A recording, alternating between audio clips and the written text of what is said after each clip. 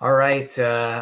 Welcome, Your Extraordinary Life, West Knoxville. This is a private Facebook group. We have a special guest today, and let me kind of first introduce myself, and then I'll kind of get our guest of honor today introduced. My name is Dr. Trent Hippert. I am a clinical owner operator of Restoration Chiropractic in Knoxville, Tennessee, but also the owner operator of this Facebook group on my own time and free time. And so the whole point of this Facebook group is to provide valuable information for our community members to really live an extraordinary life. And how do we do that? By breaking down these parameters, if you will, that are evidence-based protocols that you're designed to be healthy, and how do we meet those requirements? So basically, if you will, we kind of put a label on it called a blueprint. And today we're going to talk and dive into a really unique topic.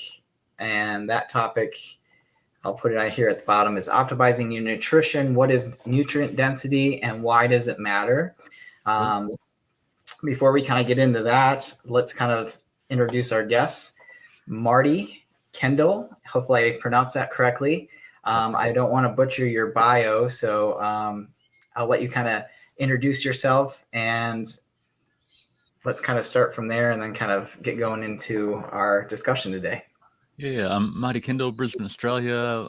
Engineer by day, but fell into the nutrition space. Wife has type 1 diabetes, so just got me completely intrigued with the things that initially influenced blood sugar and insulin, and then fell into nutrition and just went, hey, this whole nutrition thing is just an engineering quantitative problem to be solved with numbers. There's just so much dogma and confusion out there. I thought I'd say, hey, how can I dial it in with the numbers and cut through all the confusion? So yeah, that's trying to help myself, my family. My son's now got type 1 diabetes, so yeah, managing that has been completely intriguing and changed my life, and set up Optimizing Nutrition, and now run a bunch of courses to help people dial in their macros and micros and data-driven fasting with their blood sugars, and nutrient density, which we're going to talk about today, is one of my passion topics. So yeah, looking forward to chatting. So thank you for taking a moment out of your schedule, since we are like 14 hours, you're 14 hours ahead of us here in the United States. Marty from the future. Yeah, so tell me about my future for tomorrow. Your lotto numbers are. So I do have a brother and sister-in-law that are engineers. So what specific background engineer-wise were you coming from? Yeah, civil engineer, structural engineer, designing bridges, traffic forecasting, design review. So yeah, just somehow I like graphs and numbers, and that's how I understand the world. And then all of a sudden I realize not everybody else is like that, and I'm a bit weird. So I just thought I'd keep blogging and sharing my insights from the numbers. So a couple questions, and then we'll kind of dive into really the meat and potatoes for everybody. What really, I mean, you had a problem with, it was your wife that had type 1, right? Diabetes. Yeah. And so were you guys frustrated with the dogma, the lack of information, clear direction on how to really understand this? Really, it's a physiological adaptation process. That's really what it is. Yeah. And that just kind of pushed you into, well, I've got this analytical mind. I like empirical data. Let's quantify that. And if we can solve it through numbers, we definitely can apply it into application, right? Yeah, exactly. It was a matter of going, the standard advice for people with diabetes is just eat normally and dose for it. And normal is not great. Normal has got plenty of influences from big food and, belief and, all these different influences that set us up for a diet that optimizes for tasty food that help us to store the most energy, and it's making us obese these days. So, and type 2 diabetic.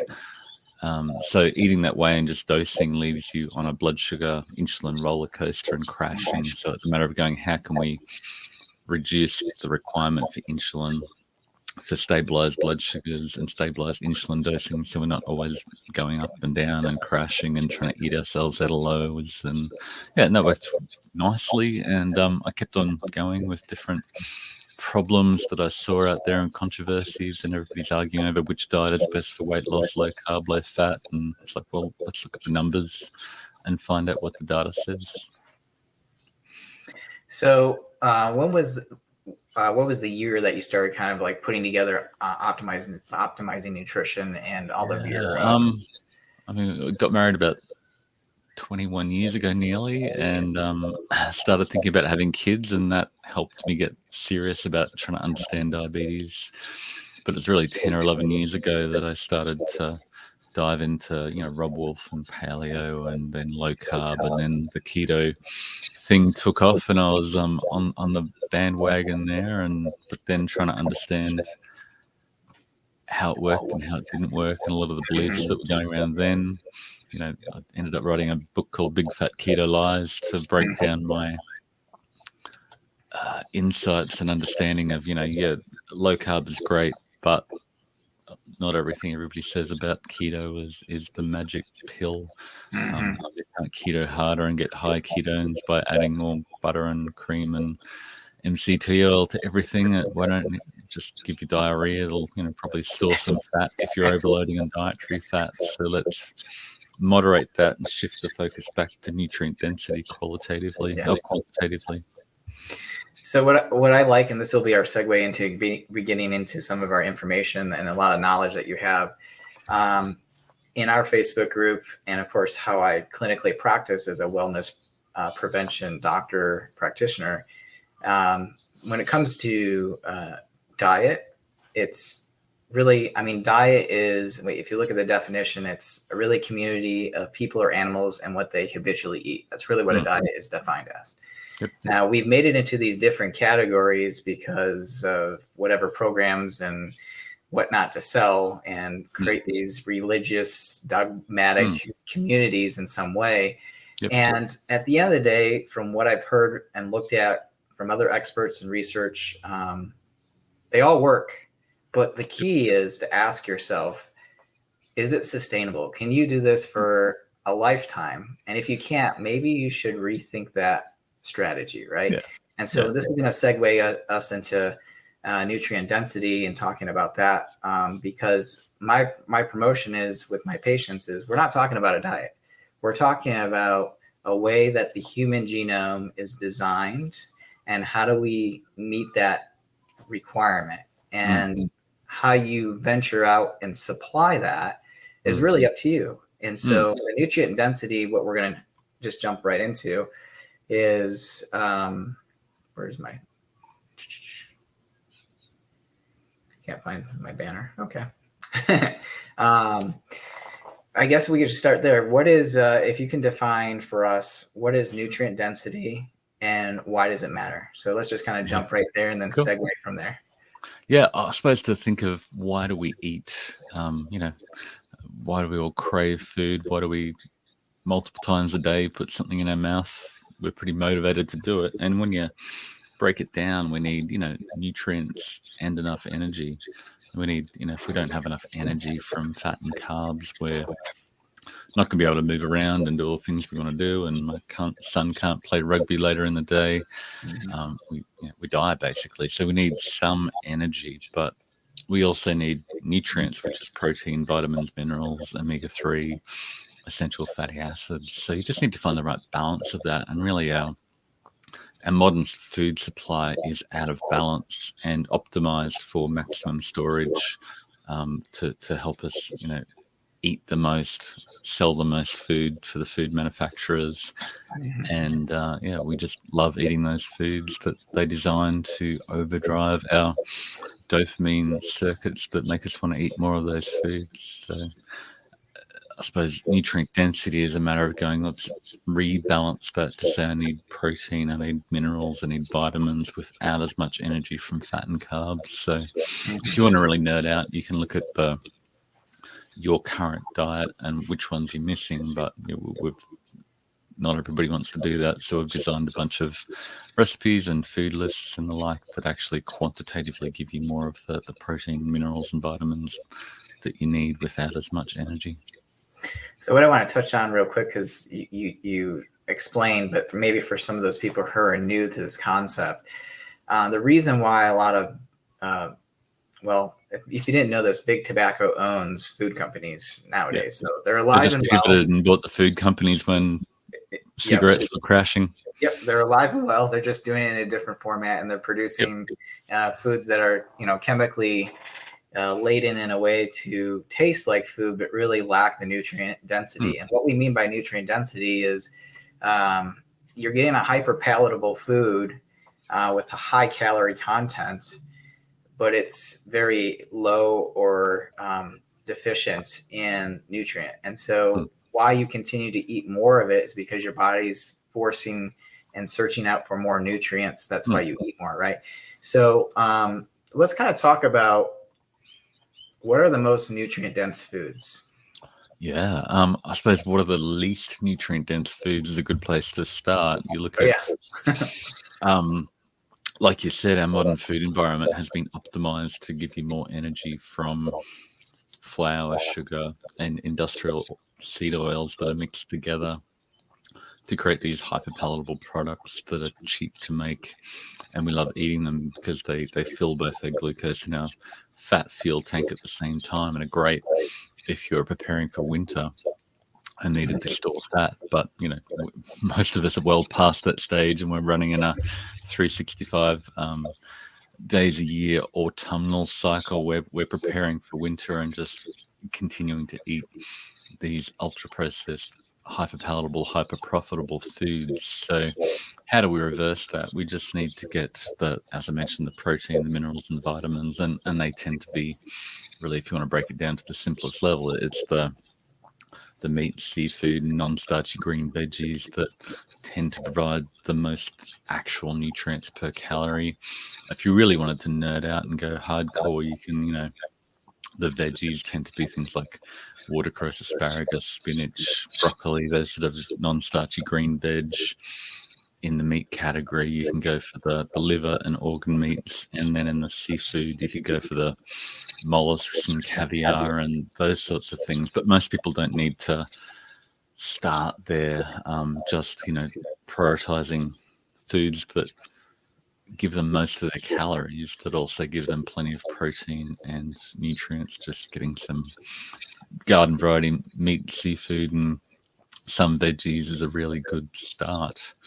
And then if people want to really dial it up from there, they can then look at which micronutrients am I missing and where do I get them. And that can be a really fun game for those people who want to dive into the gamification of nutrition to reverse the paradigm from deprivation to nourishment, which I really love. But most people just need to eat less things that come in a package that says starch, sugar, and refined oils combined together. If you avoid that and shop around the outside of your supermarket, you're going to be doing pretty well. You hit some really good key points that I think maybe this day and age in light people have heard of. When you go to a grocery store, don't go shopping hungry, and you want to stay in the perimeter and not inside, right? And that's where all these hyper palatable foods are, which are basically, when we talk about hyper palatable foods, for those that don't know, it's combining fat and carbohydrates together. If you look in nature has, I think, almost nothing that's comparable of carbohydrates and fats together. If there is, it's maybe macadamia nuts or something. Maybe breast milk, which is designed to make little things grow into big things really quickly, and maybe some nuts that are available in order. Maybe fruit has an interesting way of having glucose and fructose together that sort of behaves like a fat and a carb. But our ultra processed food has just taken that to a whole new level and left that milk looks like a really, really, really healthy food for most people these days, compared to everything that comes in packages and boxes with that same formula of sugar, starch, and seed oils with flavors, colorings, and vitamins added to make the label look a bit better. So really what we get to simplify things is getting back to If it has a barcode on it, more than likely it's less by design. But so really what you want on the ingredient label is as little as possible in that ingredient. So like a carrot is a carrot and a steak is a steak, right? And so we want to get back to those, if you call them primitive aspects, but they're fundamentally requirements that we need. And I want to touch base real quick is, what are the nutrients that we need prioritizing? Now, macros, right? So we've got the big macronutrients like proteins, fats, and carbs. If you could prioritize as 1, 2, and 3, which are more important to kind of eat first or focus on the nutrient density, where would you kind of start for those who? Truth is we crave all of them and we need all of them to some extent. You need some glucose for people who are doing a lot of sprinting and really intense activity, and fat is a great slow burning fuel. But most of us have plenty of fat on our body, and not most of us are, not Tour de France cyclists who need a ton of carbohydrates every day. So the priority is the protein. We need the protein to build the structural elements of our body. So most people, to rebalance the obesity epidemic, need to get enough protein with less carbohydrate and fat. So that's sort of the process we guide people through is, get enough protein and then dial back that carbohydrate and fat. And the reason behind that is because I don't want to steal the thunder because I know what it is, but the reason why you dial the carbohydrates and the fats back is because. We've got plenty of glucose in our blood, plenty of fat on our body, and that protein, because we crave it, is really satiating. So as you dial up the protein percentage, those foods are more satiating, which just means we eat less. We're satisfied. We're not as hungry with fewer calories. So it's all about dialing up the satiety per calorie of those foods. So you could eat, a kilo of macadamia nuts and be stuffed to the brim and go, I'm so full, I can't eat anymore. But you probably just, how many calories did you have to get that satiation to feel full? So to change the paradigm, it's what foods provide more satiety per calorie, so you can get that feeling of fullness where you don't have to keep on eating, thinking of food, dreaming of food without as many calories. And so what I hear and what I teach is, prioritize protein first, right? And this will segue into our next topic here too. But protein is such a good macronutrient to prioritize because you've already said it. It's very satiating, and then the other part of it creates this thermogenic effect. And so, if you want to talk a little bit briefly about that and why that's important. Yeah, protein's a really bad source of fuel. It's really inefficient. But that's sort of good because if any of the protein you eat turns into ATP to be used for energy, you have a lot of losses to get you there, which means you feel, that helps warm you up. So 100 calories of protein really might turn into 60 calories of protein actually, used for energy in your body. So it's a really inefficient source, whereas fat and carbs are really, really efficient, meaning that there's no losses. You're not really going to heat up from using them, and they can be stored really easily if you're overeating them, whereas protein is really hard to store.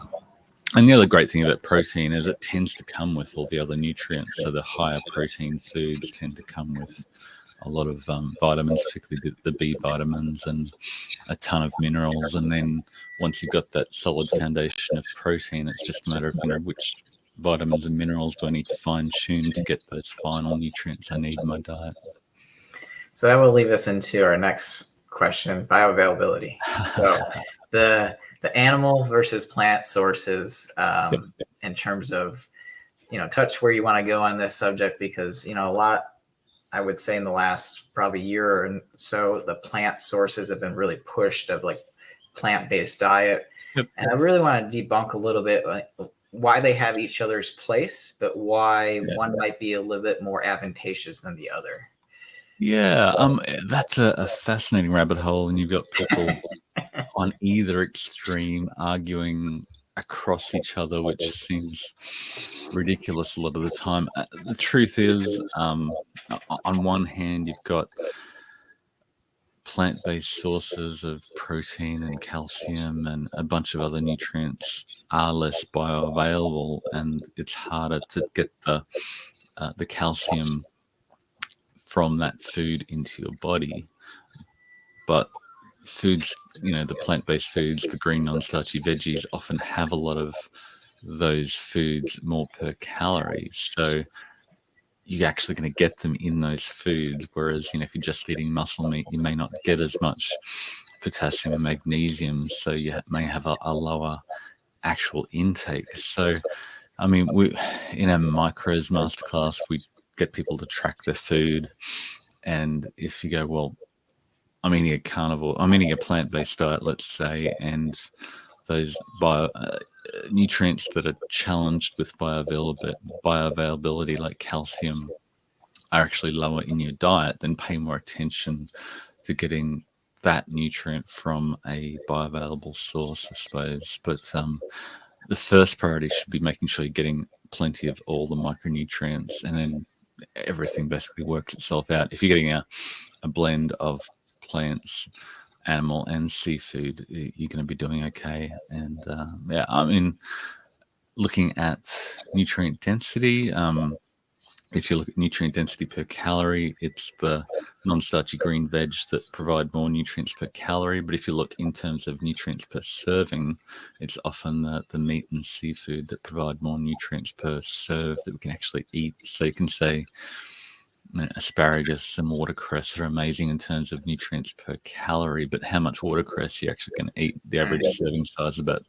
5 calories worth, so you're not actually going to get that much nutrition from that food. Whereas if you can eat steak and salmon and mackerel and whatever else, pork is an amazing source of vitamin B1 and the like, then you're going to get a ton of the nutrients from the foods you're eating in a larger amount that make up the foundation of your diet. So yeah, it's complicated, and but if you're eating a varied omnivorous diet and not too zealous at either extreme, you're going to be fine. So what I hear, and just to kind of recap, is it's complex. Well, I think we make it complex, right? And the reality is, because of conditioning from, different industries, that put one, macronutrient on a pedestal versus the other, because that's really what diets are. They're basically taking these macronutrients and they're saying, hey, this is elevated. This one you want to stay away from, or vilify or demonize to some degree, right? And so, again, what I tell patients is, if you're, number one, what's your goal at the end of the day? Because if your goal is short term, want to lose weight, body fat, whatever, you can choose whatever diet that works for you in that season. But remember, they ask yourself that sustainable question: can I do this for a lifetime, ideally? And if you can't, you should probably rethink that strategy. But the idea is to get back to understanding, protein sources, animal protein sources, and then plant sources. They're all made to kind of be this, happy family together, and eat them within a certain balance, right? We could be like you and I, where we like to track stuff and see numbers and trends, and then we can start playing with, like, oh, I see that I have a hard time getting this this nutrient in my diet just through whole foods, which will lead me into my next question for you: supplementation. So, is it helpful, and when is it helpful? And let's hear kind of your take on supplementation.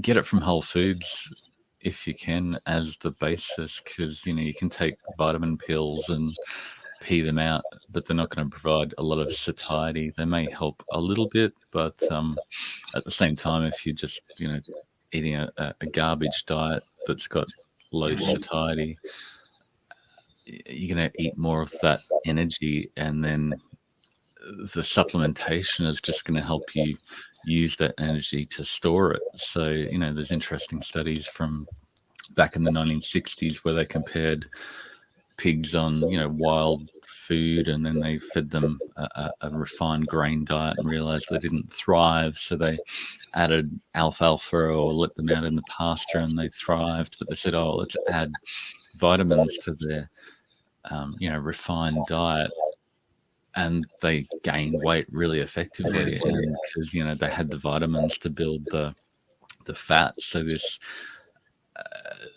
refined grain feed with added vitamins was the perfect for efficiency. And a few years later, we started fortifying cereals, and it just seems that we've created the same situation where we've got this, garbage pig food that we're adding vitamins. So we don't lose interest in the Cocoa Pops and the Fruit Loops because we're getting some vitamins, and we don't go, oh, maybe I need some meat and seafood and non-starchy green veg to get those vitamins naturally. So we're just more satisfied to keep on chowing down the ultra-processed junk food and very effectively gaining fat on that. Yeah. And I think you sparked an interest of what I share with patients, that I don't really approach when we talk about nutrient density or even nutrition of, hey, you need to avoid this. I find it easier that if you add in what you need to, eventually that stuff kind of weighs itself out, because you're getting more nutrients through whole foods that you're going to eventually kind of crave less over time, which then your palate changes. Yeah. And then you have a better likelihood of saying, no, just because you might be listening to maybe those hunger signals. Yeah, your palate definitely changes. And I suppose what we're seeing on our challenges is people have a limited bandwidth. They have limited time, limited just mental capacity to change what you eat and what you do every day. If you spend half an hour chowing down on your supplements and working out which supplements you need to take, and you've spent $200 a week on all these supplements, you've invested your time and mental energy on that supplementation, and that just decreases the time and energy you're going to be spending getting real high quality food that you enjoy and that tastes great. So it's just a distraction that leads to, you believe you've got this insurance policy that you can eat the Maccas and the hyperpalatable cheap junk food and just have a vitamin pill and she'll be right, mate. And it's your nutritional insurance. So if you believe you've got that nutritional insurance from the supplementation, you're much less likely to prioritize nutrient-dense whole foods that actually will provide the satiety.